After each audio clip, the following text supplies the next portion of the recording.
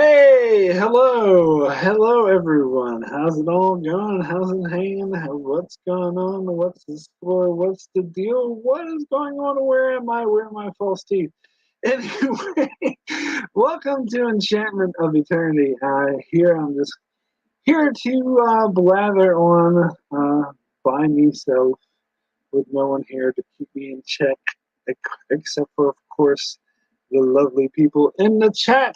Thank you so much for joining. So far, we have Norman, Buckwell, and Brandon. Norman, very good to see you. And Brandon, good to see you as always. Glad you could all make it for this, and hopefully, we shall be joined by more people later on. But if not, tis all good. Please, and this is the thing with doing these solo chats. Please let me know if my audio is okay, if you can hear me fine. Is this thing on? Dun dun dun. Because it said that it recommended that I put on earbuds. Actually, no, the speaker's not on. Okay. Let me switch my speaker. Hopefully, this will fucking work.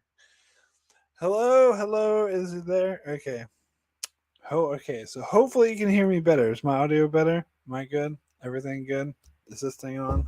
Knock, knock, knock. Okay. um, yeah. So hopefully I'm not echoing because I don't have earbuds.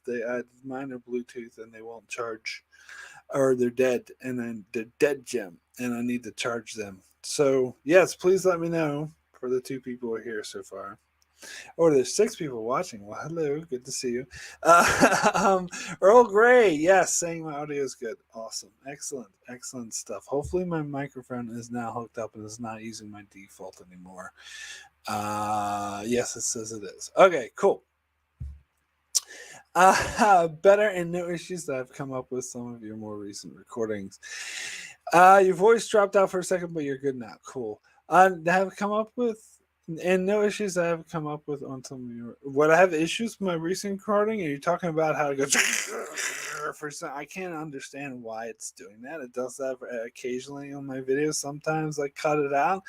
Sometimes I am too lazy, can't bother. But I don't know why it does that. It's not the microphone because I did it with multiple microphones. It's not the editing program because I did it with multiple editing programs. I don't know if it's my computer or what. But anywho, yes, I'm good now. Okay, so I did want to say that in the chat before it started, Norman was saying, so what is the perfect episode for each Trek series? I know a certain profit in game, and 2 of 1 is off the table. Oh, and I know leave her alone. Naming some of the worst episodes of each Trek series. You left out a certain sexist body swap episode from TOS. But as far as the perfect episode from each Trek series, I think running down the line, we got City on the Edge of Forever, Inner Light, Duet, uh, Year of Hell, Damage. But the newer ones would be more challenging. God, what did I say the best one I did in my modern track? I think my favorite Discovery one was I think it's called Project Daedalus when Miriam takes over by Control. That's actually a really good episode. And Lower Decks. Oh God, what did I say? I said my favorite was actually the fountains one, where I can't remember what it's called. It's got a long title about fountains, um, but most people don't really like that one as much. Like most people go for Crisis Point, which was my second favorite, but the fountains one with Jeffrey Combs voicing that computer, I just love that so fucking much. Strange New Worlds is of course Quality of Mercy, underrated episode, amazing episode. What else? Prodigy hasn't been long enough for me to really. I mean, there's a Time of Muck one was good for Prodigy, and what am I forgetting? Picard, I guess the one with Riker. That's probably the best, but what a flawed show that was. Um, Anywho, so let's see what's going on. Norman said, "How turnabout of you." Indeed, indeed, indeed. I don't get the leave her alone reference. You don't? What if I said, dinner like the condor? Do you get the reference now? um, yes, let's forget Picard. Indeed, indeed, indeed. Yes, the season finale for Stranger Worlds was awesome. If memory serves, where's Doge? See, Norman, I don't know if you watched my top 10 overrated episodes, but one of those great episodes you named is in my overrated episodes. I think it's overrated. That's out for my patrons, but it shall be out soon for everyone else in like a month or so. I don't know. Anyway, yes. What else can I say about the leave her alone reference? The dinner light the condor. Surely you got it from that. Or I don't know. Anyway, or Picard going, anyway. So I'm here to talk about my perfect episode series, and which I did, and which there are 10 of them. So the episodes that I covered were, but let's see, in the order I covered them. I don't know, where's my list? See how organized I am. I'm not very organized at all. Okay, so all right, so I did 18 from Black Sails, Genre from Westworld, Tape 6 Side A from 13 Reasons Why, White Christmas from Black Mirror, The Showstopper from BoJack Horseman, Ozymandias from Breaking Bad, A Stitch in Time from The Outer Limits, Human Is from Philip K. Dick's Electric Dreams, G'day Melbourne from The Leftovers, and Home from The Expanse. Now, as I explained, these weren't necessarily my top 10 favorite episodes. I actually did a different separate video for that where I did my top 20 favorite episodes of all time. And some, I can only choose one episode per show, and some of the episodes I chose in that list were different than the ones I chose in this list, because this list is actually more about episodes that I wanted to examine, wanted to deep dive into, that I wasn't able to, or shed some more attention to, that I have yet to do on my channel. And of course, each of those videos was a deep, like, recap analysis. So I went scene by scene and give my thoughts and recap the scene, give my thoughts on the scene and how I felt that played out in the episode overall, which means it was chock full of spoilers. So you couldn't have watched any of those episodes. Well, you could have if you wanted to be spoiled. Actually, I know someone watched a couple of them. Like, I got a comment on my 13 Reasons Why saying, I have not seen this show at all, but quite like my description of that episode. But anyway, point is, they shall be no spoilers in this video. So, because I'm sure not everyone has seen all the episodes, so I shall not spoil them. You shall not pass. They shan't be spoiled here, but I did want to jump a bit more into that. Indeed, indeed, indeed. Hold on. Let's see what's going on. Okay, so yeah, I wanted to start out by ranking, by doing my own top 10, and then we can move on to more fun categories, I guess, if anyone feels like it. But yeah, so of those 10, I'm going to go through in order of actually ranking them, because here's the thing: I had no intention of ranking these when I started out this series, but as I was watching them, like, I started to, like, notice, like, oh, maybe this episode's better than this one, or some of them actually, like, were, as I rewatch it, and some of these I haven't seen in a while, I was like, wait, this is much better than I remember. And other ones were like, wow, actually, this isn't quite as good as I remember it. Um, so yeah, so I wanted to go through these in order. So let's start with my number 10 out of 10. I would say, use the word least favorite, or the phrase least favorite, but I still love, I want to emphasize that I love all of these episodes, which is why I put them in a series called a perfect episode, because I think they're so goddamn good.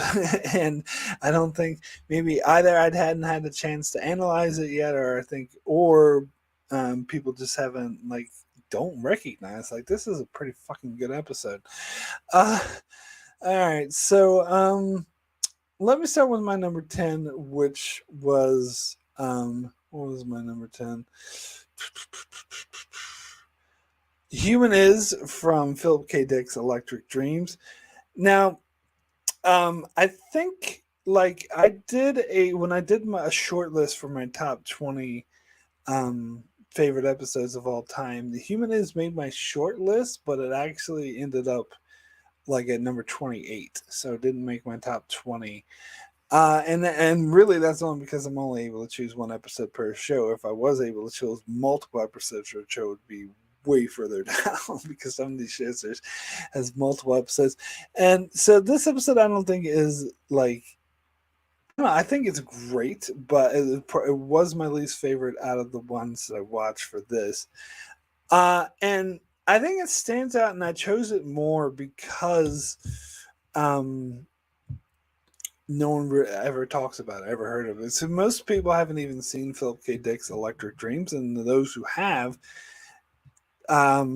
don't seem to have, like, this episode isn't that highly rated amongst those who had. Like, they chose this other episode with Anna Paquin and I can't remember the other dude, the dude who played Rhodey in Iron Man, the first one, but then he quit.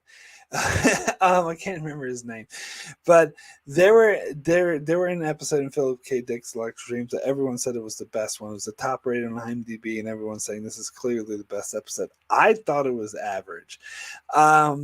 I didn't think it was that good. I thought it was predictable as all fuck. Like, the ending was so predictable, and I thought it was kind of cliche. Like, I thought it was kind of something I've seen before. Now, Human Is, if you don't know, which you probably don't, is an episode that stars Bryan Cranston, he was one of the producers on Philip K.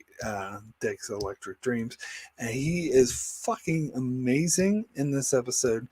And it's also, but the main star of the episode is played by Ali Davis, I believe her name is. She's an Australian actor who was known from The Babadook, which is a very overrated horror movie, but I don't really like horror movies, so I'm probably not the person to go to about that. But she also played, for those Game of Thrones fans would recognize her as playing that actress that had magic abilities to bring Arya back to life when she should have died in Bravos. In the play. So, but yeah, so she was amazing in this episode. And I think, and the biggest criticism people had about this episode is that it was boring. I've watched so many reviews saying, oh, this episode's boring. And I feel like Essie Davis, yes, thank you for the correction, Brandon, Essie Davis. Anyway, and yeah, people were saying that she was boring, or the episode's boring, and I feel like the snooty, pretentious, like snooty hipster or whatever, because I think, like, well, you're just can't recognize fine art. And I hate it when people say that shit to me, especially when stuff is actually boring. But I found myself in the other position, because I thought this episode was like, it was really slow, to be sure, but I felt like every scene, every dialogue, every look, like, and there was a lot told without dialogue too. This is one of those things where it's like a cinematic masterpiece, where every look, every shot had like strong meaning, and the acting was just so good. Like, the chemistry between Essie Davis and Bryan Cranston was so good. And in fact, I would say to any fans of Breaking Bad or Better Call Saul to definitely check out this episode. You don't have to watch all of Philip K. Dick's Electric Dreams, because most of the episodes are average or bad.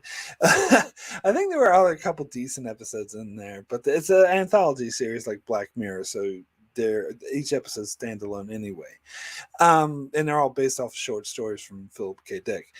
Hence the name of the show. So, but But this one, like, if you're a fan of Breaking Bad or Better Call Saul, I would highly recommend watching this episode because it has that same slow build, that same intention, that same like subtext between the lines that every scene has, and it has a twist, which, as I said, I will not spoil for you here, which I predicted, but it didn't matter that I predicted. Like, it made zero difference that it was a predictable twist because it was so fucking good, and especially the way that was portrayed between these actors. Oh, and also, speaking of Game of Thrones, it also had uh is his name Liam Cunningham, I believe his name is, who played Davos in Game of Thrones. He had a supporting role in this as well. It's funny to see him. But yeah, but the chemistry between the characters and just the soundtrack I thought was amazing, and the cinematography. So yeah, anyone who's a particularly fan of Breaking Bad and Better Call Saul, like, the stuff that you like about those shows are in this episode. So I'd highly recommend that episode to anyone who hasn't seen it. Um, and plus it ended like it had one of the most like gut punching endings. I love when like we cut the credits and it's like a really good, powerful song, and this ended with the Cat Powers version of Wonderwall, the Oasis song Wonderwall, but the cover by Cat Power, which I actually was already familiar with that because I, was kind of a fan of Cat Power back in the 2000s. I still listen to them every once in a while. But yeah, it was just it's one of those things where I just watched that ending on repeat because it's so fucking good. Liam Cunningham, yeah, saw him back in the early 90s. Oh, really? What was he in the early 90s, Brandon? I don't know. So anyway, so as I said, I love every episode on this list. So that's why I heaped all this much praise on this episode. But compared to the other powerhouses on the list, it is maybe a bit too slow, and maybe not as much going on with it. But it's mainly just like a masterclass in acting. All right, so move over to my number 9, which is 18 from Black Sails. Now, if gonna be honest here, this is one of the episodes that wasn't quite as good as I remembered it on the rewatch. And to be fair, I've actually only seen it once before, and it was like 4 years ago or something. Not when it first aired, because I watched Black Sails, after it already started airing. So I watched it like on streaming, like when it already had a few seasons out. Brandon says he was in an episode of Cracker, a show with Robbie Coltrane. I never heard of Cracker, and I never heard of Robbie Coltrane. I'm certain it's a British show and a British actor, and I'm maybe not as familiar with the British shows.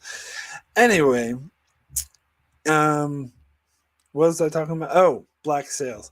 So, yeah, so 18 was the season 2 finale of Black Sails, and I remember when I first saw it, I was blown the fuck away. Like, I didn't think. Oh, Hagrid. Oh, okay. I didn't know that. But anyway, I didn't think that Black Sails was that good of a show. Especially the first season was kind of meh. Especially it kind of it seemed a little cheesy. But then the second season started to get better.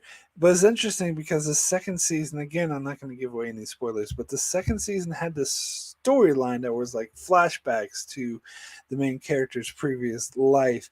And I thought they were the boringest thing ever until we got until this episode and the episode that came previous. I think the episode that came previous, I almost thought maybe I should have chose that episode instead, because that had a really powerful gut punching ending, but it bled into this episode, which ultimately I think was more emotional and just more awesome.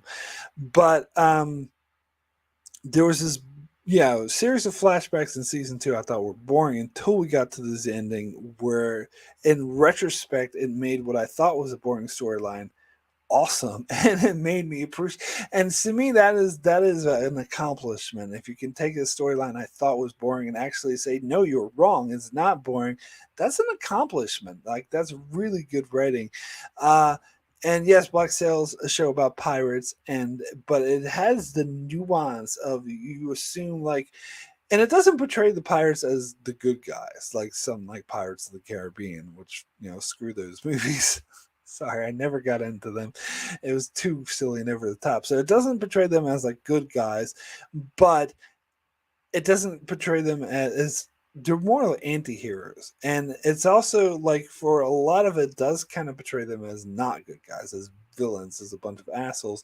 But then this episode shows like the British military side of it, and how they're no better, and arguably worse, and like the nuance involved in that. And seeing Captain Flint get his revenge, I mean, it was spectacular. And I was really engulfed with the action sequences. But again, like, as I watched this, I was still really impressed with it. And maybe I didn't like it as much on the second viewing because I watched it out of context. Maybe I think that's part of why I didn't like it as much as recent viewing. That because I just watched the episode by itself, whereas when I first saw this, watched the whole season in order. And I think maybe it's better that way because it's a build. It's a build to that, and maybe because I wasn't as familiar because I only saw it once, it didn't have the impact that it did when I first saw it. But it had some subplots that I couldn't care less about and don't think were that interesting. So I had to bring it down for that, and so that's why it only ranks at number 9. But it did have that awesomeness too as well. Anyway, if you guys want to interrupt me or chime in about anything in the chat at any time, feel free, by the way. Anyway, let me get now into my number 8. Oh, wait. Enchantment, don't worry, Mark. I never got into Pirates of the Caribbean either. Yeah.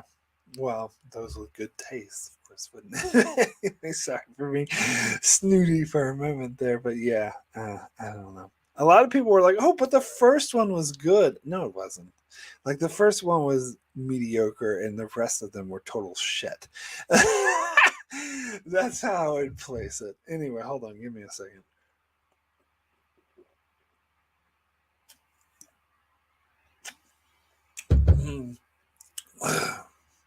Anywho, yeah, it's just like Johnny Depp doing his Keith Richards impression. See what the big deal about that is. Anyway, uh, yeah, too over the top, exactly. So anyway, we'll get to my number 8, which is G'day Melbourne from The Leftovers.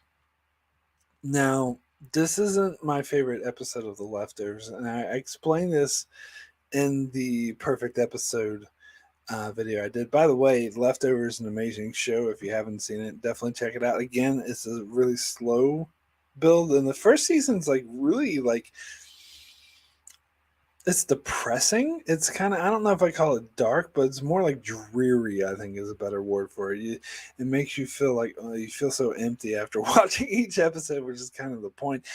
But it gets more nuance. I wouldn't say brighter because it's still kind of dreary, especially season 3. But it gets more nuance in the later season. It's funny because, and this will come up in another episode later on this list, but it was a show that was based off a book, but only the first season covers the book, and then when it goes past the first season, it makes up shit past the books. But in this case, the author of the book was one of the main showrunners. And Damon Lindelof, of course, of Lost fame, was the other showrunner, which is what attracted me to the show in the first place. And it does have these pretentious Lostisms in it, Lindelof, or I call them Lindelofisms, where sometimes he's just pretentious wankery. But overall, I still really love the show. Oh, Enchantment of Eternity. Mark, you read the book and get out of my head. No, I will not get out of your head. No, I haven't. I don't think I will read the book. I don't know. Because season 1 was kind of the least interesting season to me. And so I don't know if I really want to read a book that follows that storyline. But I don't know. So EBD, so same situation as GOT, but Leftovers turned out better. Well, yeah. I would really call GOT the reverse, or Leftovers the reverse situation of Game of Thrones, because in Game of Thrones the show was amazing when it was following the book, and when it went off the books, it took a dive and totally sucked. Whereas the Leftovers, well, it didn't totally suck when it followed the book, but it was still good, but it got way better when it left the books, at least in my humble opinion. Um, but yeah, but no, there's another show that will be later on the list that also was based off the book only for the first season, and that was also a reverse situation where after it left the first season, it completely and utterly sucked. I'm talking about 13 Reasons Why, but I'll get to that. And then there's also like Orange is the New Black. I think was also a situation like that where it followed the book, but only for the first season. And then the first season was the best season. It kind of got more and more boring with each season. The other season didn't totally suck, but I kind of gave up with them after a while. Norman says Leftover season 2 was mostly a work of art, and season 3 came close. Totally agree. Completely agree. Now, so Good Day Melbourne as it says, it's not my favorite episode of The Leftovers, but my favorite the one I really really loved, which is called, it's got a long pretentious title, The Most Powerful Man in the World and His Identical Twin Brother. I have already done, like, that's the one I included in my top 20 episodes of all time. Let me actually look up what I had that was actually quite high on that list, where Good Day Melbourne wouldn't be nearly as high. It was number seven on my list of favorite episodes of all time. The Most Powerful Man in the World and His Identical Twin Brother. Whew, a mouthful. Almost as bad as in The World Is Hollow and I've Touched the Sky. Actually, it's worse than that. But anyway, I'd already done an hour and 18-minute long video deeply dissecting it, going scene by scene, and giving my like deep analysis on how brilliant it is. So I've already done it. So there was no reason for me to redo that for a perfect episode, because I'd just be doing the same thing twice. And so then I thought about, well, what my second favorite episode, I don't know, because I liked a lot of the episodes from season 2. Like, I thought about the Most Powerful Adversary one, but as much as I love that episode, it's more for the dark, like dreariness and shocking ending, and so I don't think it would be as interesting to like analyze, to go scene by scene. And then there's almost one with the International Assassin, which is the counterpart of Most Powerful Man, but the one in season 2 also dealt with, slight spoilers, the afterlife. And it was the first one to do so, so it was more shocking, but I don't think it was actually as good, and I thought maybe it dragged a bit. And then there was the season 2 finale, which I love. It had one scene in particular, like again the scene where he was in the place, singing. Was it Simon and Garfunkel song? Which I thought was fucking amazing and brings me to tears every time. But the problem with that episode is it has this one scene that I fucking hate, that I think is the most pretentious thing ever. For those who've seen the episode, know what I'm talking about. I'll say this phrase: "Hey, he's not your baby. He's not yours." Like, I fucking hate it. I hated those townspeople that hang out outside of Miracle anyway. Like, the whole situation was like the pretentious wankery I alluded to that Lindelof can't help doing. And that one scene I thought was so fucking terrible and pissed me off so much, even though the rest of the episode is good. Oh, there are some logical issues with the episode as well. But so I couldn't in good faith choose an episode for a perfect episode series that had the scene that was that terrible. So then I went back to season 3. I rewatched the finale after I did my perfect episode series, and I actually thought about the series finale, and I actually liked that better than I originally had. Like, I go back and forth on finale. Like, I think it's good, but again, it drags out for too long. So I settled on Good Day Melbourne because that was another one of my favorite episodes, but it didn't have any scenes that I thought sucked. It had to maintain that really creepy feel throughout the episode. But the main thing is that it has the best breakup scene I've ever seen in any movie or show ever. Like the most powerful breakup scene. Again, I'll give slight spoiler warning, but it involves the woman sitting in a hotel room that's burning, that's on fire, and the fire is raging around her, and the sprinkler system turns on, and she just sits there and smokes a cigarette. It was just, that whole scene was so fucking good, and even the build up to that scene was so good. It's sort of, I felt some personal connection because there's a lot of my own experience going through a divorce that I could relate to with watching this dying relationship. It's also similar in Better Call Saul, how Jimmy and Kim's relationship was dying. There's a lot I could relate to, and definitely in this episode in particular. So yeah, so even though it wouldn't make my top 20 best episode list, I thought it was worth including on here, and it comes in, higher than some of these other episodes. What did I say? This was my number 7? No, it's my number 8. Okay, number 8. Because it might not be the best of the leftovers, but it's still powerful. It's still noteworthy for that breakup scene, which is the best breakup scene ever, I think. So let's see.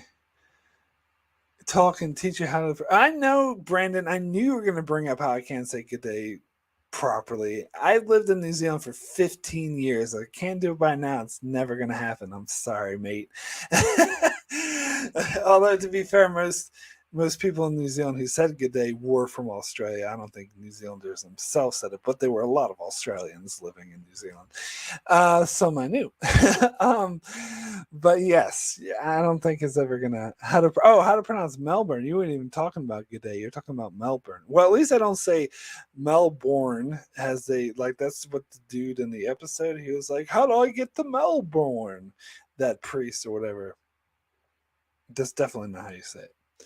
But yes, I know that's where you're from. Whatever, Melbourne. It's close enough to me. No one in New Zealand's ever said I said that wrong, but maybe since you live there, it's affected you. But whatever, that's fine.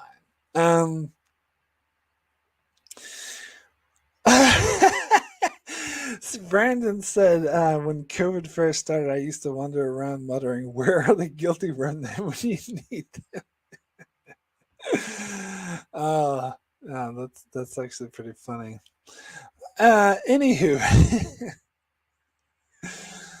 let's see what's going on. All right, so let me move over to my number 7. Well, this has gone a lot slower than I thought, but that's all good.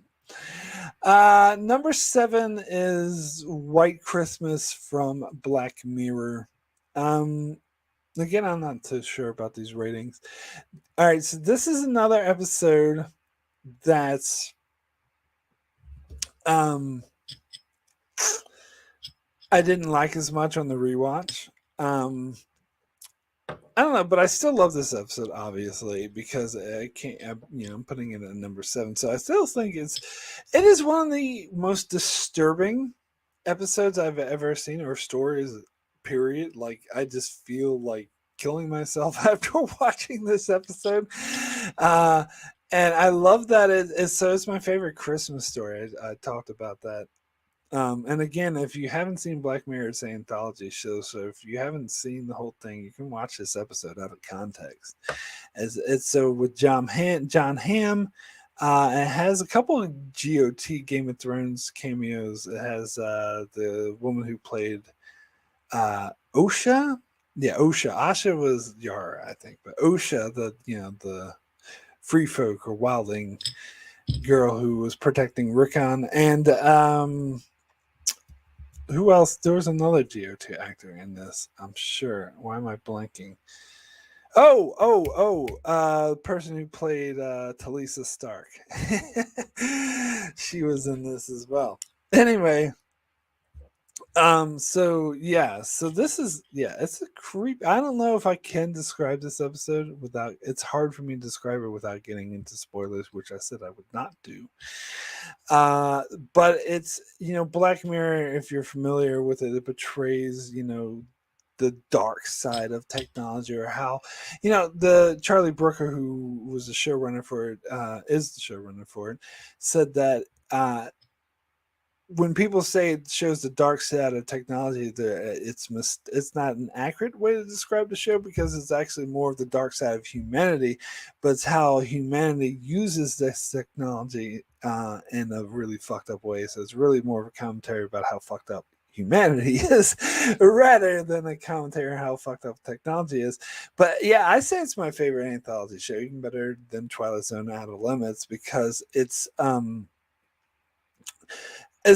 of the only ones that really shows the realistic futuristic version of the future, based off of what modern technology is, like smartphones, internet, that kind of thing, where I think we haven't gotten much of it, because especially most of the older sci-fi, that stuff hadn't been invented yet, so it hadn't been imagined. So the futures they predicted were kind of really off, but here it predicts stuff that's more in line with the trend of where we're going with technology. And there's several. So this episode, White Christmas, was the Christmas special. So it features 3 different storylines, well, all followed around the same characters. So really, there's a through story throughout the 3 different. But these 2 guys sit down, and they tell stories. Like John Hamm tells, I think, 2 stories about his past, and then the other dude tells the story about his past. At the end of the episode, we realize that's really what this whole thing is about.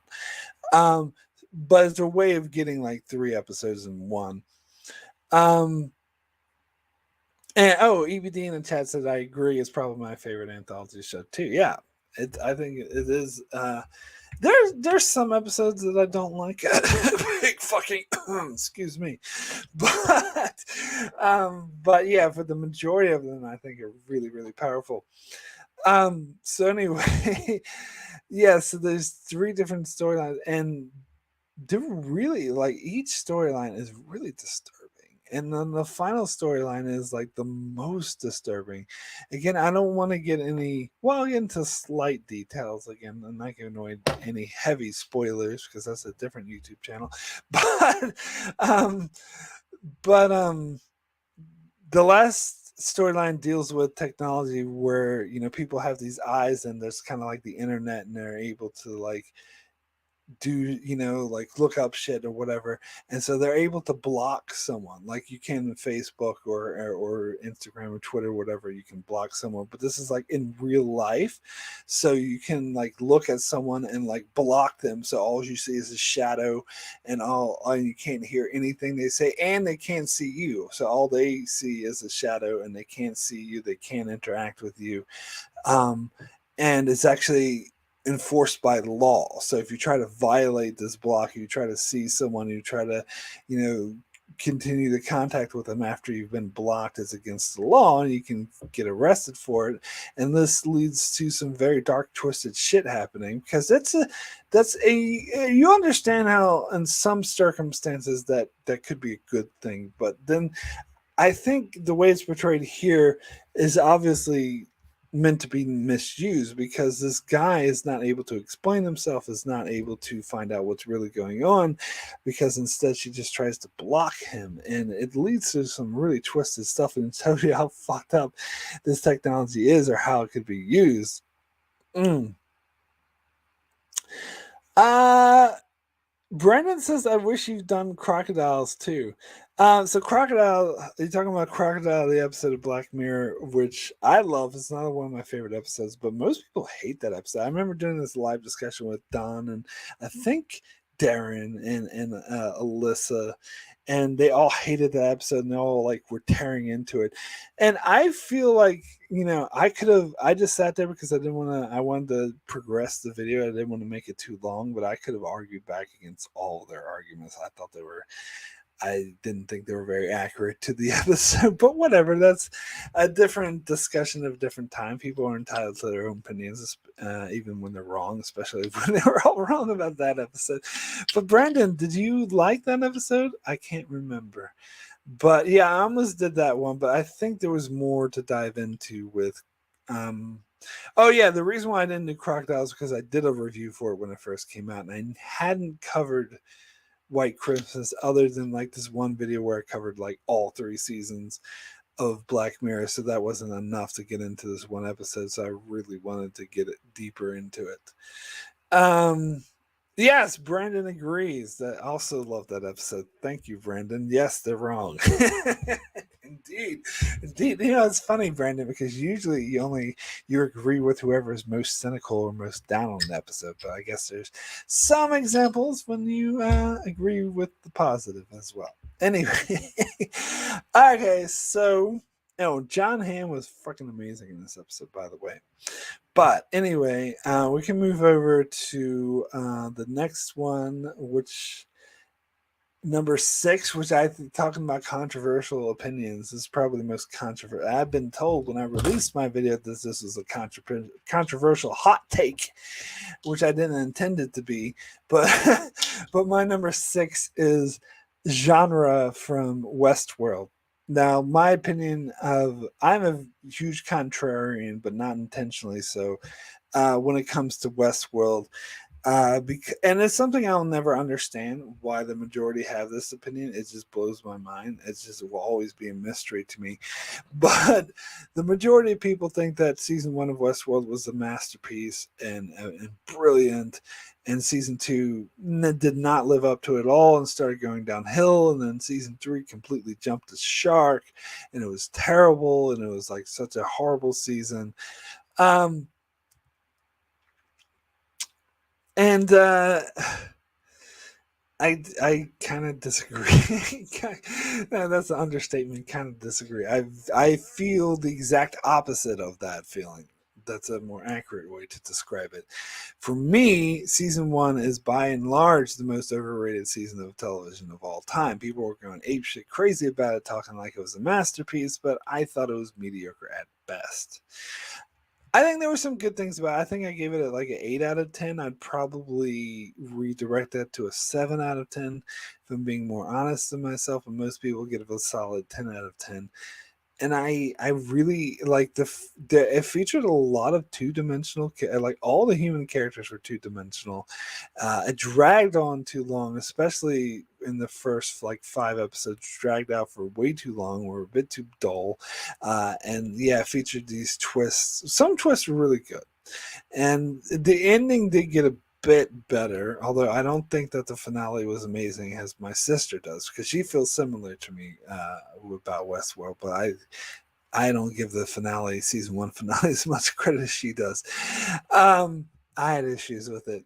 So yeah, I feel like season 1 of Westworld was okay at best, and season 2 was an improvement for sure, but still at that point in time I felt like Westworld was an overrated show. That is until I saw season 3, which fucking blew my socks off. And I will continue to say to this day that season 3 of Westworld is one of my favorite seasons of television, period. Like I did this top 20 favorite episodes. I think I did the favorite seasons of television before. I think it was like of the last decade, but season 3 of Westworld hadn't come out yet when I did that video. I would, if I did a more updated video that had my favorite seasons of all time, season 3 of Westworld would be my top 5. I'm sure.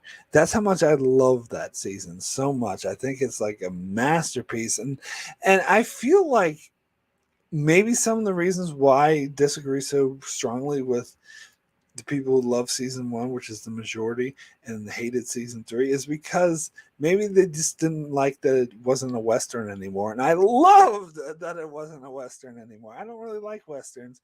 And I love the like cyberpunk genre, which this is more like. And I think this was one of the best I've ever seen in that genre. I thought it was absolutely mind-blowing. The character stories were amazing. Anyway, ABD asked, did you watch Person of Interest, Mark? It's another show by Jonathan Nolan that's pretty similar to Westworld Season 3. I have not. I didn't know Jonathan Nolan was involved. All I knew about Person of Interest was that it was like a network show that had Ben from Lost. What's his name? Michael Emerson was on it. And it was just, the reason why I never got into it is because like it was after the fact and I would have to go back and watch like 6 seasons or whatever it was of like 24 episodes for a season, and that's always way daunting, especially when there's like each episode is an hour long.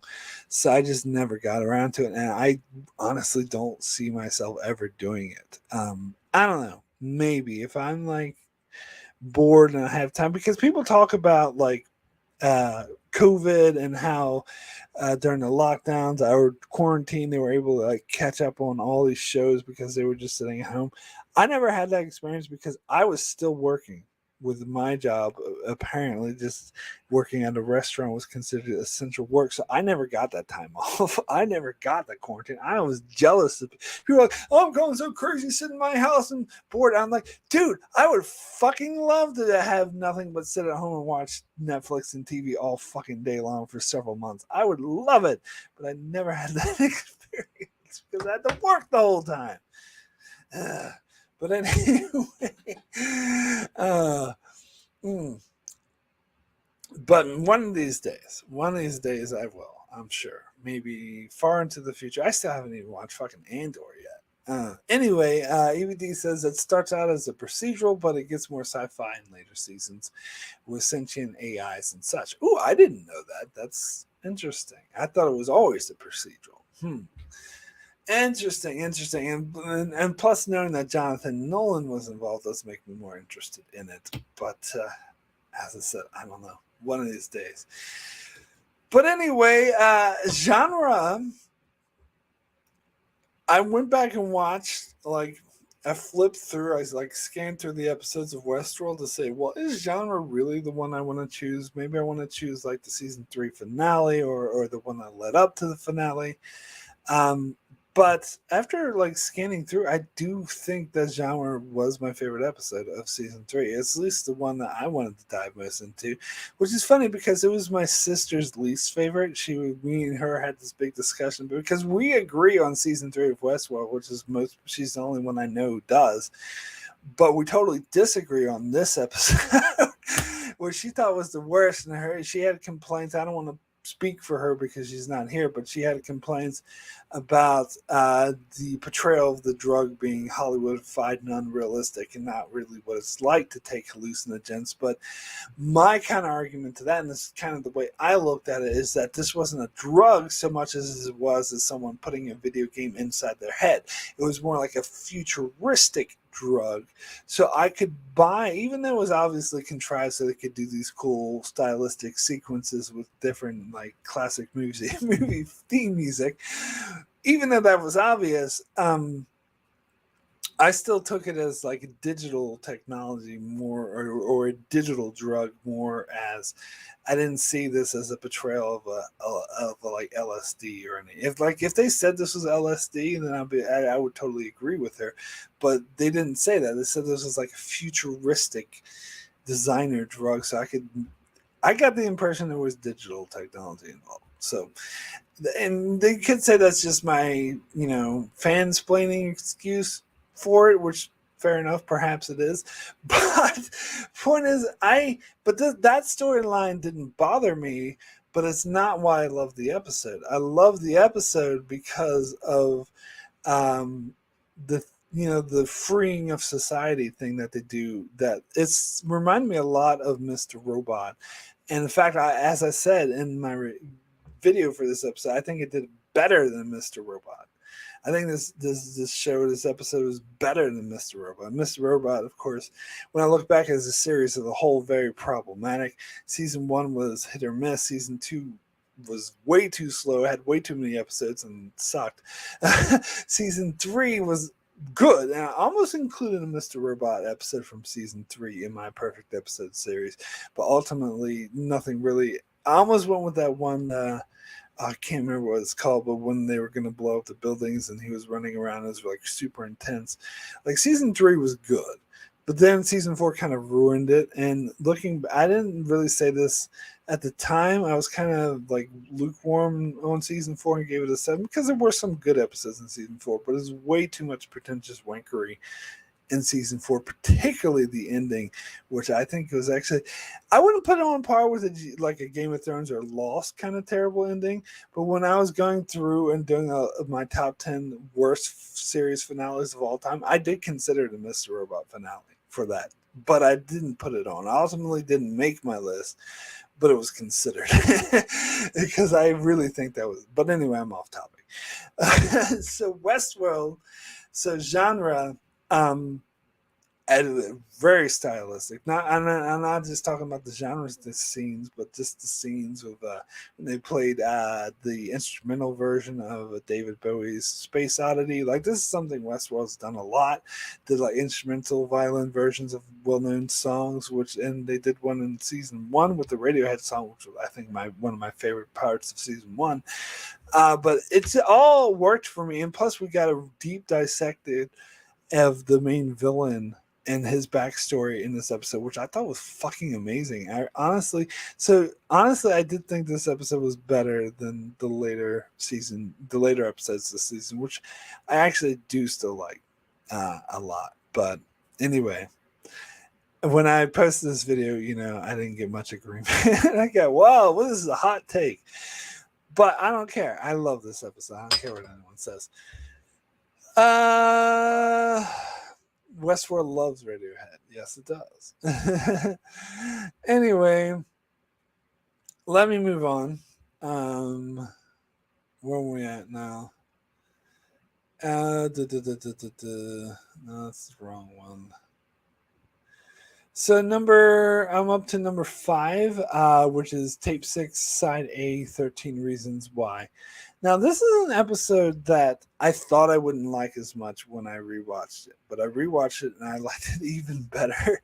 I liked it better than I thought it would by memory. It's funny because it didn't make me think less of the show overall, 13 Reasons Why, and I started to re-examine my opinion that season 1 of 13 Reasons Why is a masterpiece, and maybe I just like this episode. Maybe it's not the entirety of season 1 that I like. Maybe it's just this episode. So it was actually a perfect fitting for this a perfect episode series because it's kind of singling out this one episode. But it's better, though, if you have the context of the rest of the season. Now, 13 Reasons Why is the other show I mentioned earlier that's based. Season 1 was based off a book, and then later seasons left the book. But yeah, the later seasons were total shit. Like, I watched season 2 and I wanted to like it, but there were some things that pissed me the fuck off, which I'm not going to get into in this video. And then ultimately thought season 2 was a disaster. So I never bothered with season 3 or 4, but I watched like other reviews and trailers for those seasons and descriptions of those seasons, and they sound horrible. And everyone, even those who liked season 2, said that they thought season 3 and 4. I think season 3 and 4, it became a totally different show. It became a cheesy show. It was trying to be like that other, what's that stupid show with like Archie? Riverdale or whatever. I was trying to be like that show and turned it into a murder mystery and something that is not. And it was just a giant ball of shit. And everyone who watched that said that it was. So no way was I going to watch it. And I stopped after season 1. Very smart. Extremely smart. And I've been on record saying that because the story unlike other leftovers, which I do think there was more story to tell, and that they proved that by telling more story and better stories. There was no more story to tell after season 1 of 13 Reasons Why, which is why I thought, since the show was popular and made shitloads of money, they wanted to keep the show going fine. But they should have made an anthology show. They should have had each season focus on a different group of teenagers at a different high school with a similar situation. I think the show actually could have worked. And if it stayed true to the heart of what the show meant, instead of trying to keep the same characters, but completely losing the heart of the show, which is what it did. So I think that was his biggest mistake. But anyway, I can still look back on season 1 of 13 Reasons Why and really love it. I will say, like, it did dip in quality in the middle. Like there were a lot of like filler episodes. It maybe should have been called 6 Reasons Why. Maybe it would have been better. Or 7 Reasons Why. Uh, and there were, yeah, it did. There were unnecessary. Like who cares about like that one girl who was like a lesbian, a closeted lesbian, and then the other dude who was like drawing, the gay dude who was drawing pictures, like it had nothing to do with anything.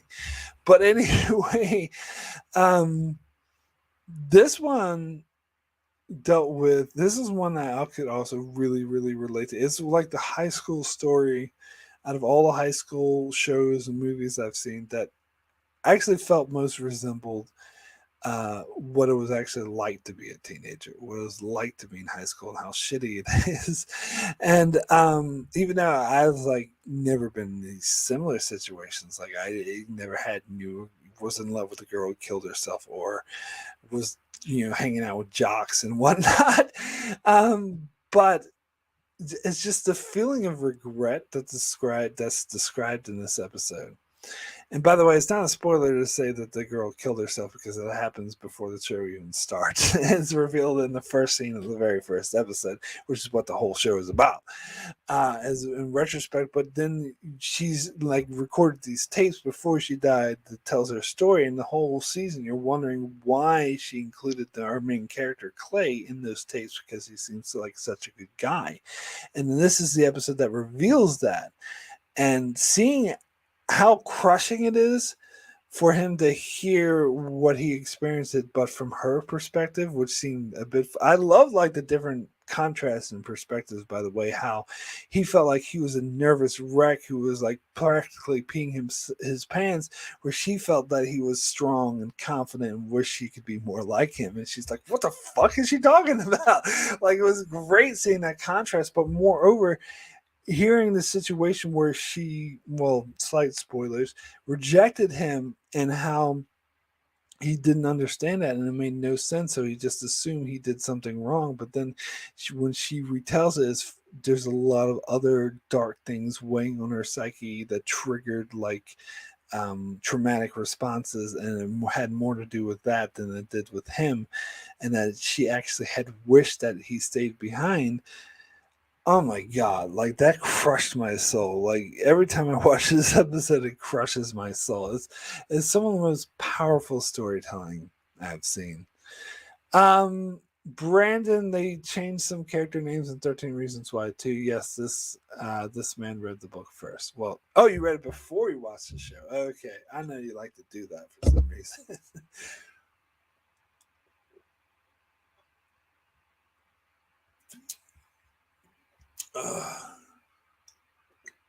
Well, thank you, Brandon. Saying amaze you for putting so much of myself into that video. That's something I don't usually do. Try to keep my personal stuff out of it, but when something relates to me so much, sometimes I do feel I need to explain why this hits so close to home.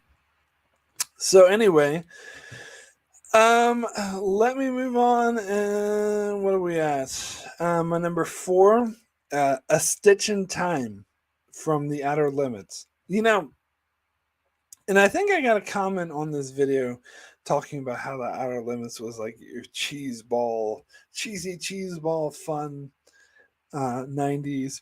And I think they even called this episode like a cheesy cheese ball cheese fest. And I did a live discussion once with Darren and Don. It was about time loop episodes, and there was a time loop episode about The Outer Limits, which I fucking loved. It's got Kevin Nealon as a protagonist and Ronnie Cox, shocker, playing the villain. And I actually loved that episode. And Darren was trashing it. He said, "Oh, we all can definitely all agree that this episode sucks." I'm like, "No, Darren, we don't all agree." And he was surprised.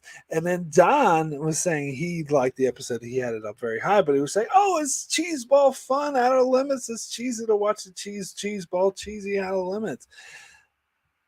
I very strongly disagree with that assessment of the Outer Limits. I maybe there were some powerful episodes of The Outer Limits I remember watching when I was a teenager when they first came out, but I just went back and rewatched the entire series, which I had not seen the majority of it before.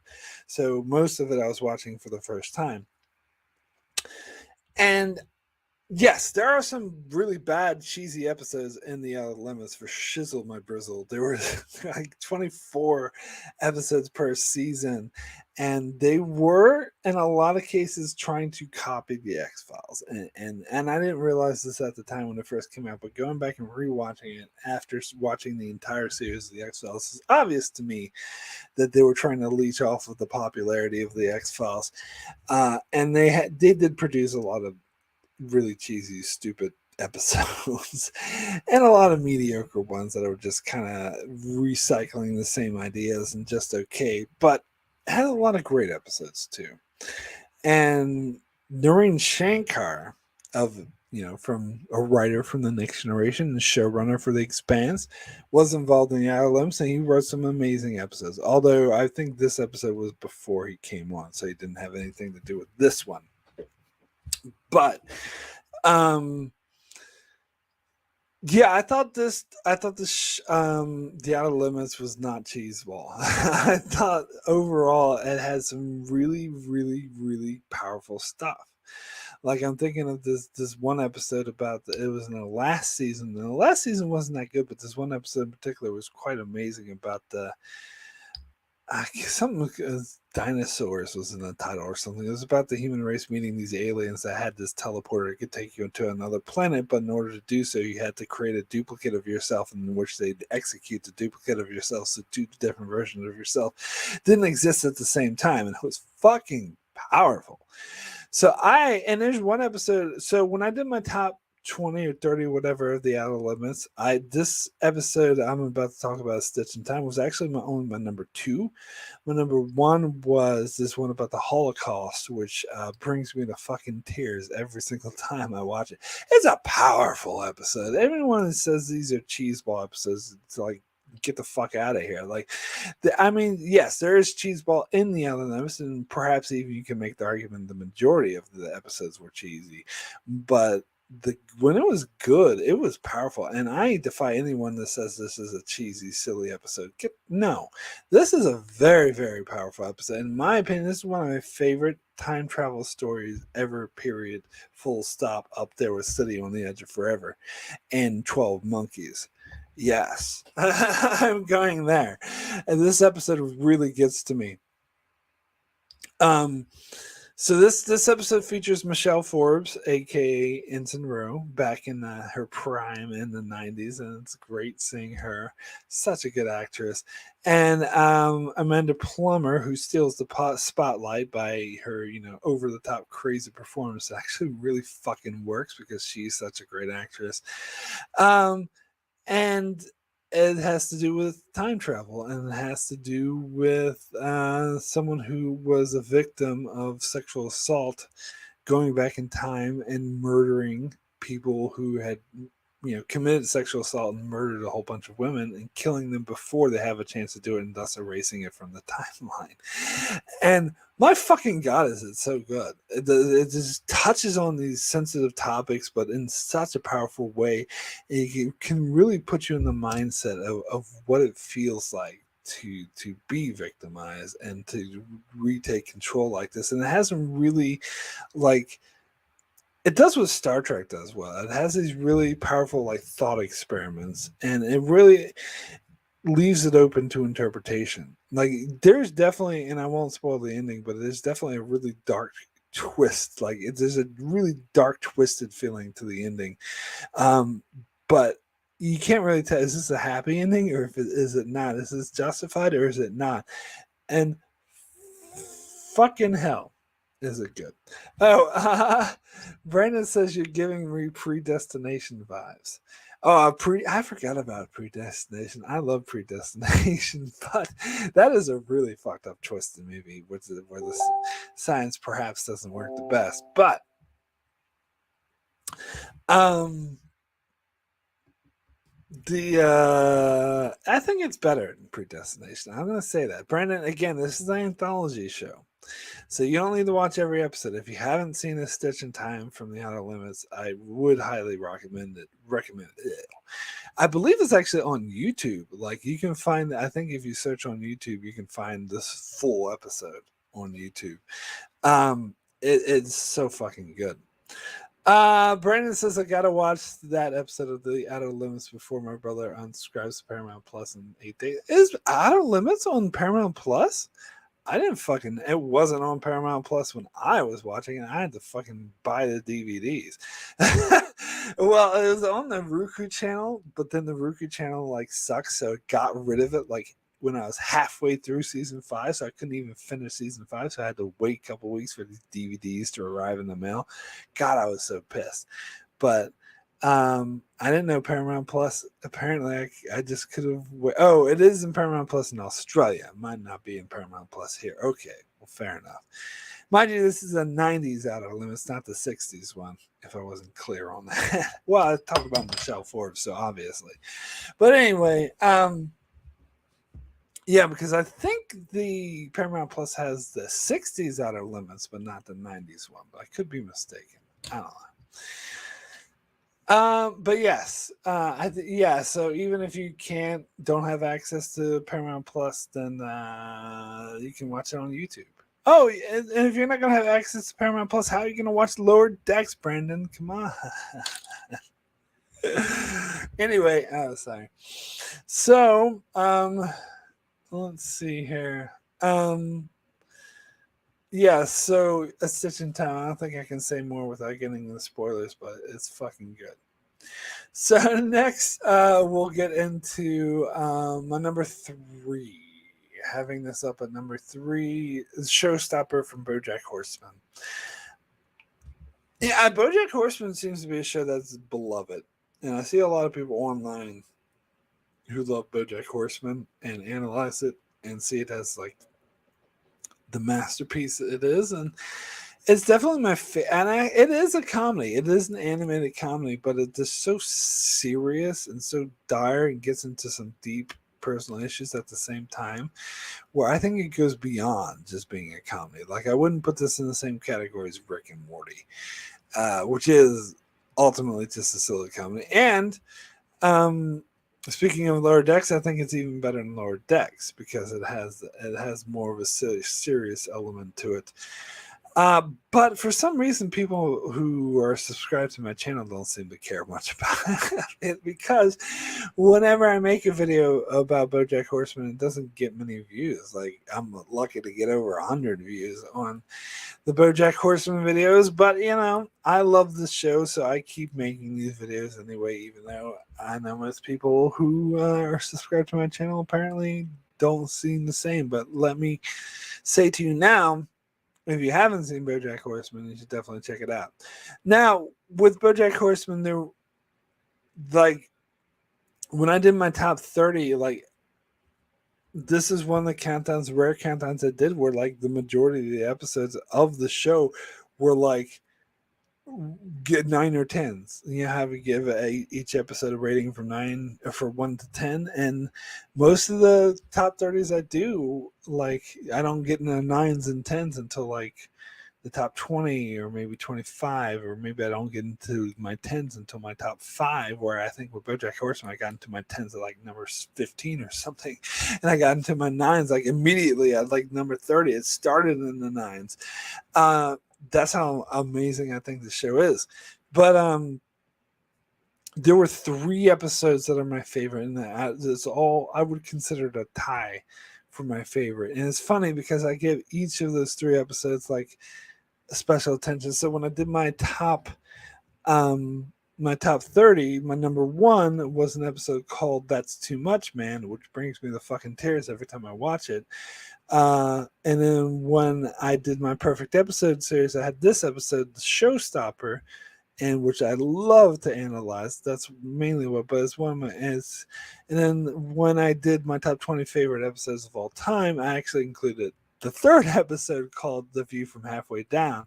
So I had these episodes. I think I had The View from Halfway Down as my number 3, and this is Showstopper is my number 2, and That's Too Much, Man is my number 1.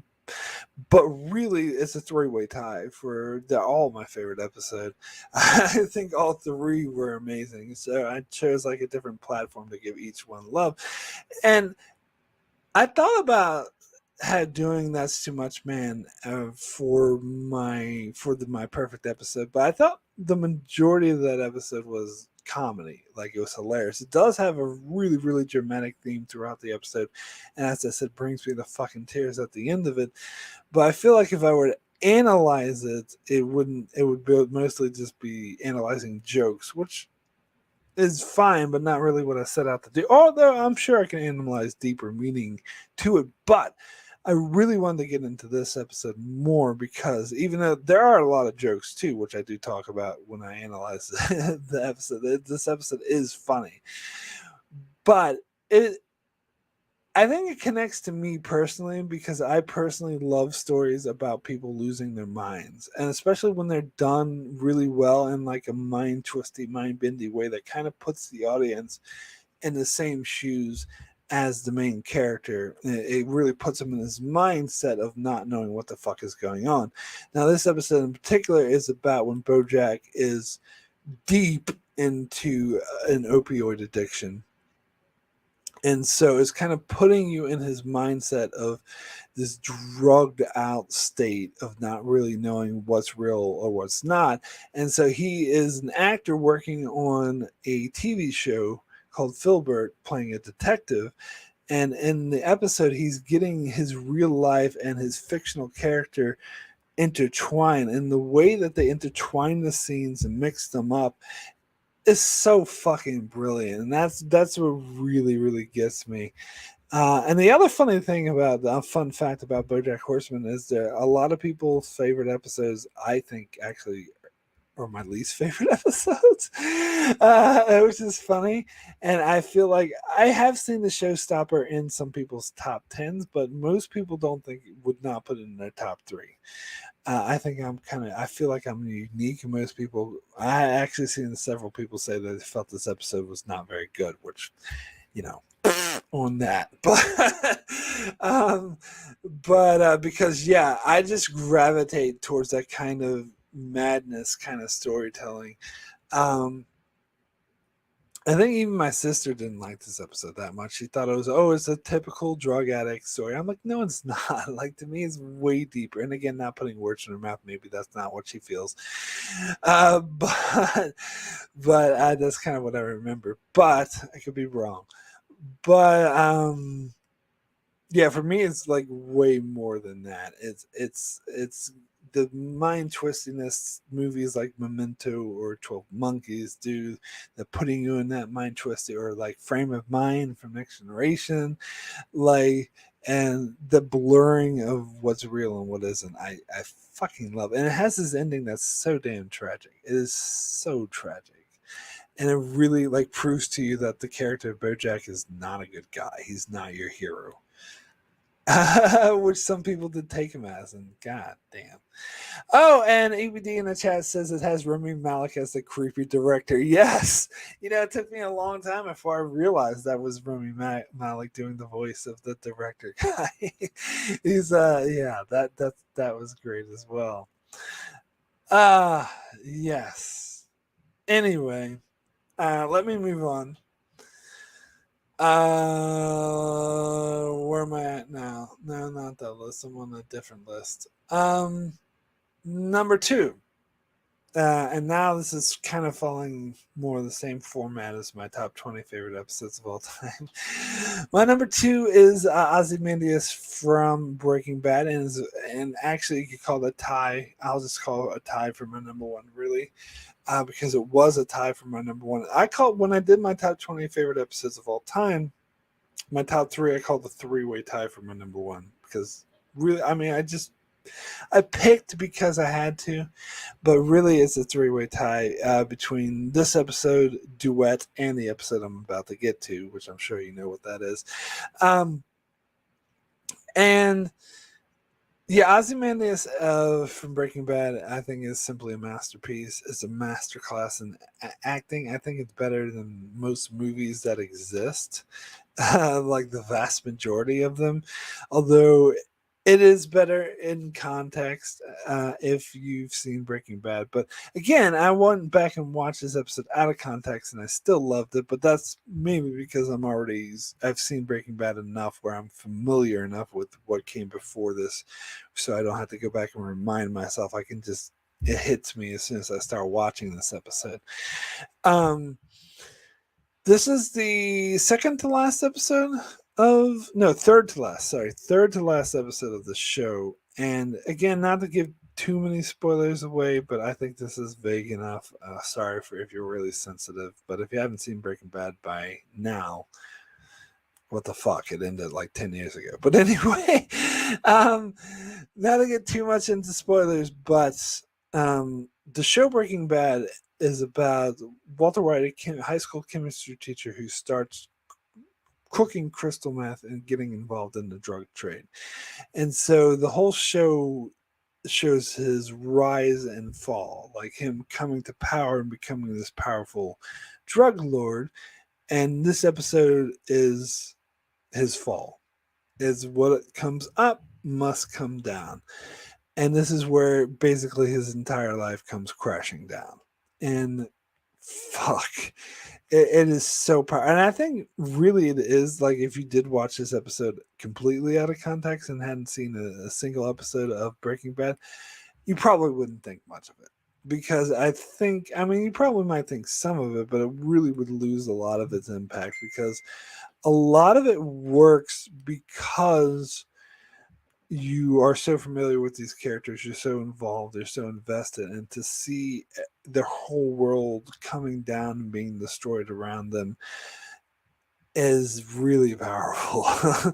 And it features what I think is one of the best like singular acting pieces of acting I've ever seen anything ever, and I'm talking about the phone call Walter makes at the end of the episode to Skylar. Again, not trying to get into spoilers here, but fuck my god, that was so good. Um, Now I've heard opinions before that the show should have ended with this episode, which I completely disagree with. I think this would have been a bad place to end the show. I think you definitely need the next two episodes, even though, especially the one after this, which I think is still good, but not nowhere near as masterful as this one. Is more of a sort of more slow pace and a breath of air after this like powerhouse of destruction that was this episode. Um, but you needed that. And you needed the finale because the finale gave you closure that this episode wouldn't have. It tied everything up in like a most beautiful way, which is why I still think it's one of the best series finales of all time. God, what did I watch? I thought oh, Better Call Saul, of course. I was thinking there was another series finale I watched recently that I would consider one of the best finales of all time, but it was, of course, Better Call Saul, which followed in the footsteps of Breaking Bad of becoming even better in its final season and ending on a really, really strong note and with one of the best series finales of all time because series finales are hard to do and a lot of shows fuck it up. But Breaking Bad, I always hold as an example of a show that got it just right, and Better Call Saul followed in its footsteps and had an equally as powerful, well, maybe not equally, but close, powerful series finale. So that, of course, all good things from TNG, and I think I would even throw in the fucking Expanse series finale, even though hopefully that show will return in some form. But for now, it's the series finale, and I fucking loved it. And I think it's another one that's a bit underrated and undersold, personally. Um, I think there's another series finale that I'm forgetting about that I'm leaving out. You can remind me in the chat if I remember that. What You Leave Behind was up there, but it's ruined by fucking Vic Fontaine because fuck Vic Fontaine. So it would be up there with these other episodes because the Dominion War arc was like the perfect way to end that show, but it had that stupid bullshit with Vic Fontaine, and the COD stuff wasn't so great either. But it wasn't as horrible as a fucking Vic Fontaine.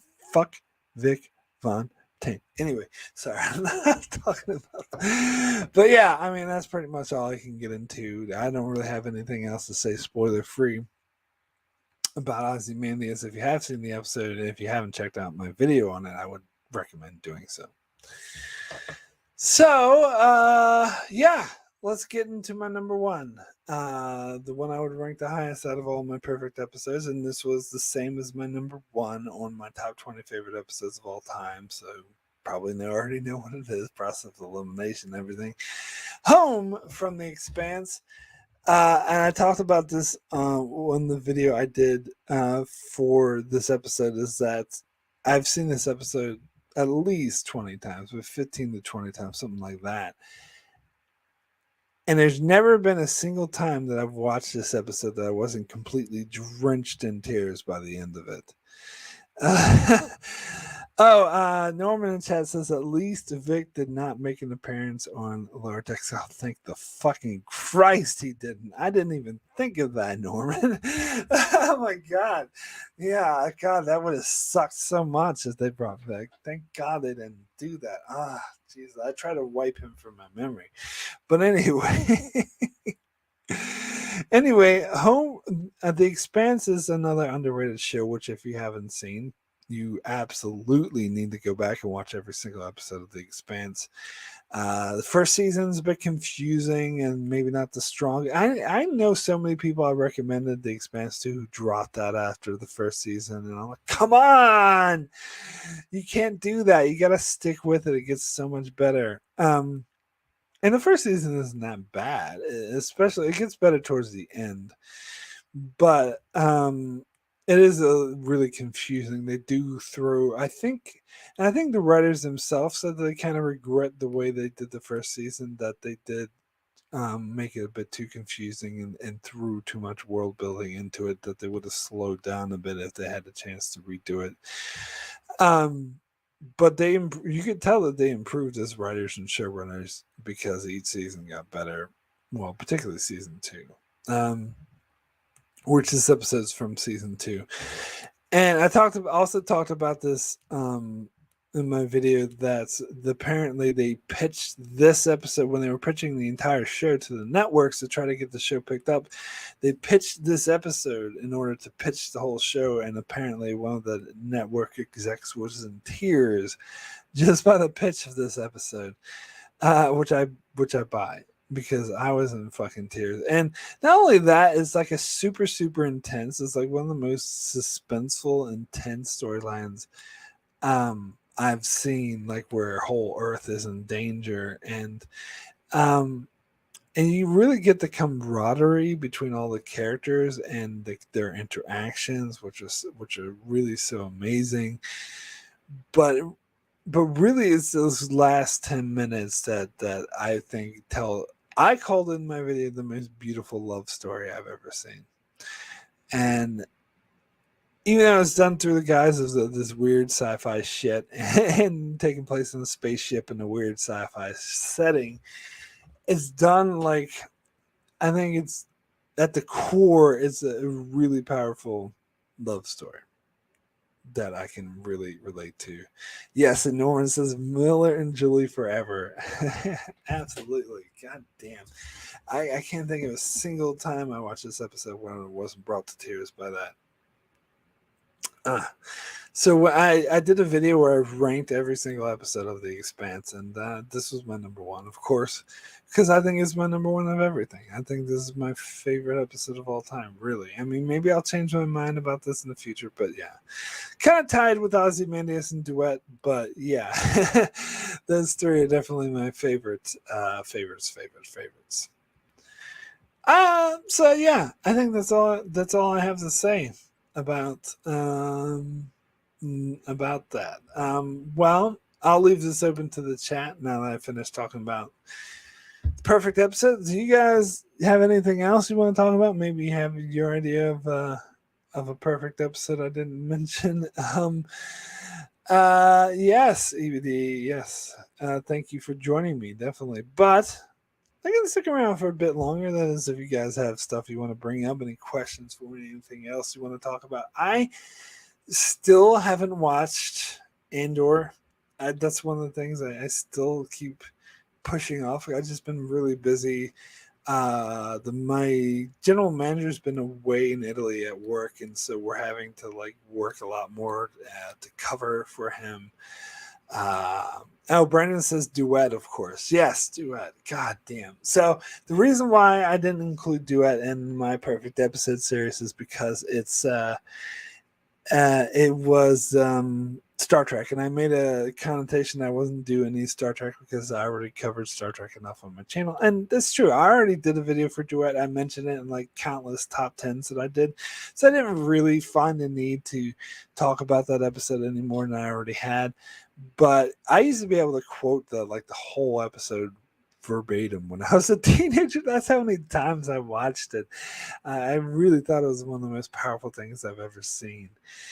ABD says not related to an episode, but did you hear that Vince Gilligan is making a new show with Rare Seahorn as the lead? I did not hear that. I would be really, really interested in that.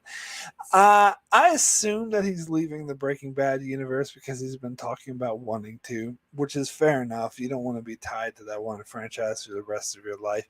I watch anything Vince Gilligan does. I kind of wish that he would do like a Star Trek show or something, to be honest, but I don't think we're ever going to get that lucky because fuck, he's such a good showrunner. But yeah, I watch anything he does. The Rare Seahorn's in it. She's an amazing actress. So yeah, I definitely check that out. No, I know. I did ask for your favorites, Brendan. You're totally right. And I know you're aware that why I didn't include this on this list because, yeah, no, I did ask for your favorites. You're totally correct, and I'm glad you pointed out duet. Something that we do very strongly agree on. What else? So Brendan says I'm not going to bother watching Andor. Yeah, see. Yeah, my sister, because I had a 3-episode premiere, and after she watched the first 3 episodes, her review on it was, and I not always, like, as you know, if you've seen some of the live streams we've done together, we can have some very robust, very strong disagreements, but most of the time we tend to agree on things. Most of the time we tend to see eye and eye. So when if she says she thinks something's really boring, I think it's a very, very, very strong chance that I'm not going to like it either. But to be fair, more recently when episode 4 came out, she said that the show was getting better. And now she's saying now it's getting good. I've only seen the first episode so far, and my assessment was exactly the same as hers. But apparently most people didn't really care for the first episode. Brendan says we agree about 70% of the time, 75% of the time. I think that's correct. I know you and I have had some strong disagreements as well. But yeah, I think most of the time we see eye to eye on things like Vic Fontaine and shit like that. Let's see. What else was I talking about? Oh, I was talking about how my manager's away at my work, so I'm having to spend more time at work covering for him, and I want to help out, and everyone decided to quit while he was away, which certainly doesn't help, or just not show up for the shifts, which doesn't help. So yeah, I've been really, really busy recently, and plus I'm trying to get record my videos for the new episodes coming out, and I want to get a backlog going of my episodes to come. So I got this backdrop. I will be going to New Zealand for 3 weeks at the end of the year. We'll visit my friends in New Zealand, and I want to have a lot of videos recorded so I can because I won't be. I've learned whenever I go on vacation, I will not want or have time to make more videos. Although I will do. I think Prodigy is going to be airing while I'm away, so I will do like my quick review of episodes that are airing. But I'm not going to want to make any other videos. So I'm going to try to have a backlog of stuff I can toss up on YouTube while I'm over there. So I'm trying to get caught up and do a bunch of videos, which again has been hard because my time's so between that and work, I haven't had time to watch Ender. I keep saying I'll get around to it, but I don't know. So yeah, so right now going into it, there's like Stranger Things season 4, which a lot of people tell me was good, but I after season 3, I didn't totally hate season 3, but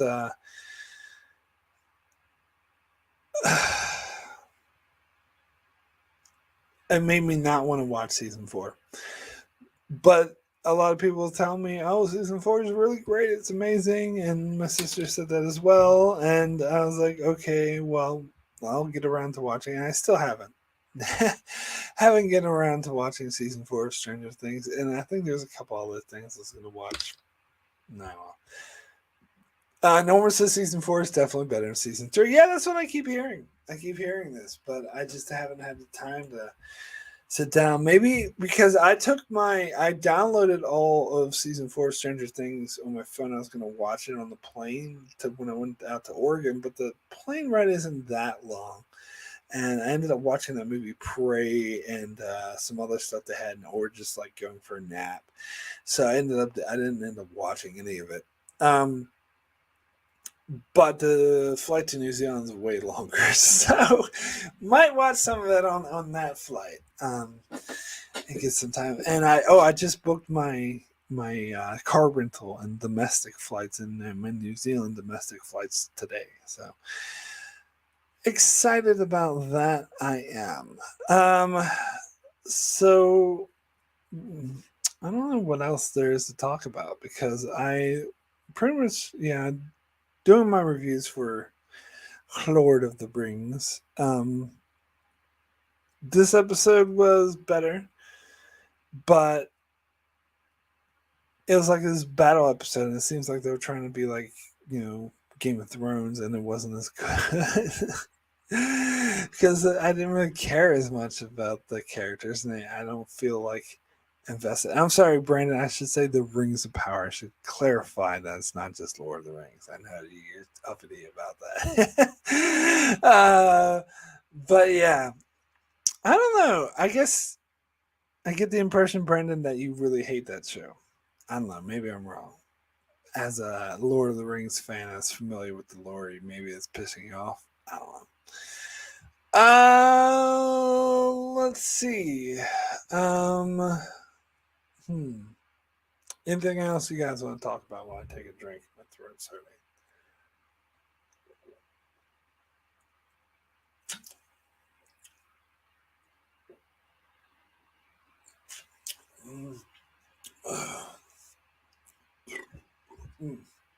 Excuse me, pardon me.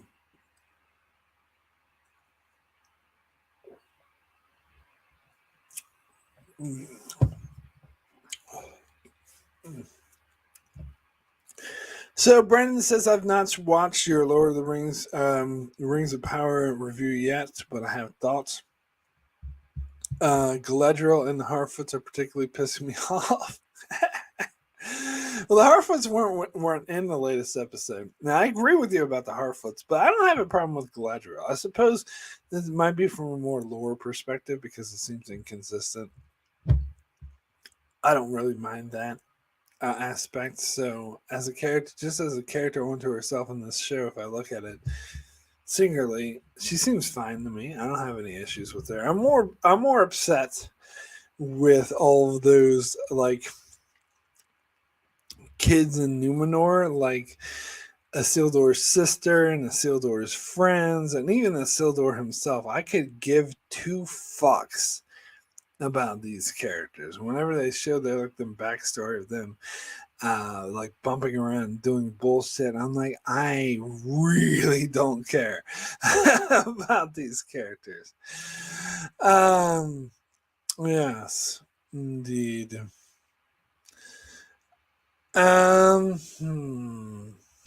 Yes. Indeed. So Brandon says, yes, I'm a purist. Yeah. Fair enough if you are. Because, I might not be a purist when it comes to Lord of the Rings, but I am definitely a purist when it comes to other things like Star Trek, for example. I guess I'm not the biggest purist, but, That's how things go. I don't know. What else do you have in your mind today? I might head off soon, I suppose, and work on some of those aforementioned videos. I will have a big announcement for my channel coming out in just a couple weeks. I've already made this announcement to my Patreon supporters a couple months ago. I think I gave them like a really big heads up. Um, so so they already know what I'm talking about. I wonder, like, it would be interesting to hear your thoughts or how people are reacting to my big channel news. I think some people might be excited for it. I'm not going to reveal it here. So Patreon supporters, like, zip it until I reveal it to everyone, which I think will be in, like, as I said, in a couple weeks. I'll make that announcement because the changes are coming into effect in November. Yeah, starting in early November. I don't know, maybe some, because I watch a lot of other YouTube channels and they're like this, like, oh, I got a big channel announcement. This is a major announcement. My channel's gonna be so really different, and they make the announcement, and I'm like, that's it. Like, that's all you had to say. Like, that's not that different. And maybe people might react the same way to my channel announcement, which I would say is fair. Like, I don't want to hype it up too much. They might like go see it and it's like, oh really, that's it, that's all you're doing? Well, what to do? But I think it's big personally. Me, like, I think it's I'm still going to be releasing 3 videos a week, but I'm trying to find a way that's less time consuming. So a lot of the series that I'm doing, like this A Perfect Episode series, and like the reviewing an entire season of a show once a month, like I was just like did all the Star Trek shows, and I was doing all the Star Wars shows. All that shit was way too time consuming. Like, each of these A Perfect Episode videos like took me forever to make because I had to put a lot of thought into it, and each video was like an hour long, and I had to like deeply analyze, and think about the episode, and it was actually taxing for me. And whereas, like, if I just do normal reviews on episodes, it's a lot quicker and easier. So yeah. I'm trying to come up with a way to do less content. And plus, look, I want to say thank you to everyone who watched my Perfect Episode series and who's watching me right now. Like, you're great for supporting me, and I love that you love hearing my opinion and the hard work I put into analyzing these episodes. But bottom line, I didn't hardly got any views on those videos, and it's the same with the Star Wars ones, which kind of takes me off because I've spent all this time watching every single episode of these Star Wars cartoons, and it's like 8 seasons or 7 seasons of Clone Wars and 4 seasons of Rebels and one of the Bad Batch, so that's what, 12 in total, and hardly anyone watched them. And I know my sister is also feeling frustrated in the same way. That's why she's cutting back on her channel, because she's frustrated that she's only getting like 30 or 60 views when she puts in so much effort into these videos. And I at least am getting a couple hundred, but still, I do kind of feel the same way.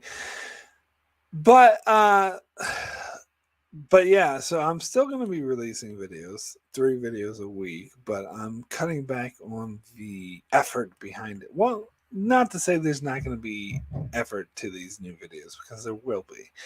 But it's just less time consuming. Let me put it that way. That's a better way to put it. Less time consuming, which is what I need right now. And so then I won't care if it gets how many views it gets, because I won't have spent so much of my time that's very precious to me right now making them. But I will put in a lot of effort, and I will do hope that people appreciate them, and I do think they'll still be special. But yeah. Let's say, Norman's, Norman says, got it, won't say a word, thank you. And Norman says, perfect Lost episode. Wow.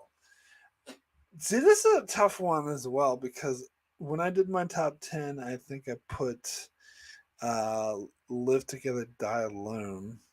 And I think that's what I chose when I did my top 20 favorite episodes of all time. Let me look. Yeah, I did. I chose that same episode as my number 4.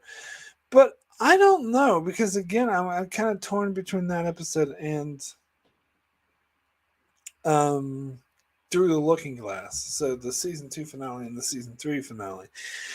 Um, those were my favorites because the finales were like really big and grand, and those two were had a lot of emotion put into it. But I think the reason why I stick with Live Together, Die Alone is just so how the emotional weight and impact behind the Desmond storyline, which to me is, again, it kind of brings me to tears, especially the moment where he's like destroying his bookshelf after reading that note from Penny that he never knew was there. Like that's powerful scene, and it's intriguing because it touches more on the mysteries. Like you see that the button is actually real, and the world actually would have ended had it not. But sorry, I'm getting into slight spoilers here now, but whatever. So yeah, actually, anyone who hasn't seen Lost, I just ruined the end of season 2 for you. But sorry, I got caught up in the moment. Um, and it had that Michael storyline that I didn't think was all that good, because it was just going through the paces. Like, yes, you knew they betrayed them, and yes, the others get the upper hand on our island folk, which is kind of gets sick of that. Whereas, so Through the Looking Glass has Charlie's, again, spoiler, and which was sad as fuck and brought me to tears. I think you can probably figure out what it is, but yeah, I'm sorry, I'm just spoiling the fuck out of Lost for you. My apologies, but anyway, yes, it has that scene, which is amazing. It has the confrontation between Jack and Ben, which is also amazing, which I fucking love, and it has that twist with the flashbacks, which was also really, really gut punching and amazing. But I don't know. Overall, Through Looking Glass seemed more like an action episode, even though it had those emotional moments in it. It felt more like, they're going to the tower and they're just action adventure thing, whereas Live Together, Die Alone, I think, had more emotional weight behind it, particularly with, as I said, the Desmond storyline, and more intrigue. Yes, Brandon, I was trying to be spoiler free. Thank you. Anyway, sorry. But I guess we've already established I failed at that. But anyway. Oh, no, you said Flash Sideways. Oh my god, don't talk to me about Flash Sideways. God damn it. um, Norman said I'd pick Live Together, Die Alone myself, or The Constant. Yeah, The Constant is another one that people love and believe. You look, The Constant is one of my favorite episodes too. But and I think it was in my top 10, so it is one of my favorite episodes. But I wouldn't quite peg it for number one, as a lot of people would, because as emotional as that episode is, and how much as I love the time travel and I love Desmond as a character, I think I don't know, like the present day storyline wasn't. I don't know, the whole season 4 storyline with the freighter didn't really cut it for me, and we got that in this episode, and yeah, I just don't think there was enough to it, if that makes any sense, compared to those other 2 episodes, which I think had a lot going on and a lot of different characters they explored. So even though I love The Constant, I think I'd actually choose the other Desmond time travel episode over The Constant, and I know my sister agrees with me. God, what's it called? Flashes Before Your Eyes. I actually like that one better. Even though I do love The Constant, I just don't feel like I love it as much as most Lost fans do. duh. But I'm trying to think what some of my other. Well, I can't even remember what I had as some of my other favorite episodes of Lost. It's been so long since I've revisited. I know I like the episode, first season episode Numbers with Hurley, just because I thought that was weird. They totally failed to live up to that, by the way. But I thought it had a nice mix of like humor and just that weird, strange shockingness that Lost did so well.